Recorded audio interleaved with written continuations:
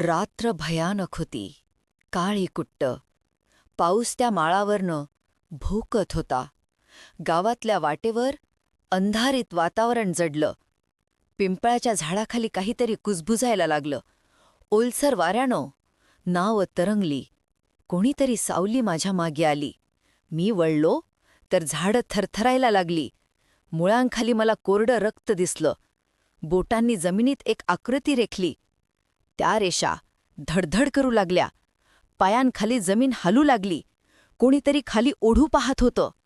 अचानक थंड हात बाहेर आले. माझ्या घोट्यांभोवती घट्ट पकडलं. त्याचा नखांनी माती फाडली.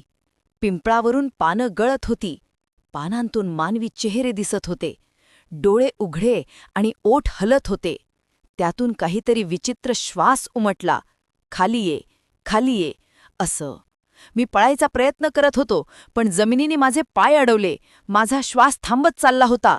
कुठून तरी दूर घंटा वाजली आणि त्यानंतर तडतड आवाज आला. जणू झाडाची हाडं तुटली. पिंपळाच्या खुंटातून रक्त वाहिलं. ते लाल नव्हतं तर काळं होतं. त्यात चेहऱ्यांचे प्रतिबिंब दिसले. एक चेहरा माझाच होता, पण त्याचे डोळे पांढरे होते. तो मला खुणावत हसत होता. आवाज पाण्यासारखा दुभांगला. तुझं नाव घेतलं पिंपळाने. आता तुझा श्वास माझ्याकडे येईल. वारा अचानक आक्रोश करू लागला. सगळीकडे राख उडू लागली. त्या राखेत मानवी हात दिसले. माझ्या चेहऱ्याला स्पर्श करत होते. शेवटचा श्वास देऊन टाक. त्या आवाजात अधीर भूक होती. मी जोरात ओरडलो, पण निष्फळ. जीव ओढला जात होता खाली. पायांखालची माती फुटली अचानक. अंधार खाली उघड पडला. जणू जमिनीला खड्डा नव्हता, तर एखादं तोंड होतं तिथे. काळ्या जिभेवर पानं नाचली. मी एक झटका देऊन सुटलो आणि पळत पळत गावाच्या शेवटी आलो. पण मागे काहीतरी धावत होतं. छायेतून दिसत होते 3 पाय. त्याचा श्वास गरम आणि ओला. त्याने माझ्या नानीवर येऊ पडलं. त्याने म्हटलं, तुझं नाव घेतलं.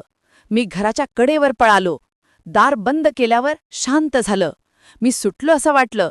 तेव्हा दाराची कडी स्वतः हलू लागली. ती हळूच उघडायला लागली. दाराच्या फटीतून चेहरा दिसला. तो पिंपळाखालचा माझाच चेहरा होता. हसत होता आणि कुजबुजत होतं. तू सुटत नाहीस, अजिबात नाही.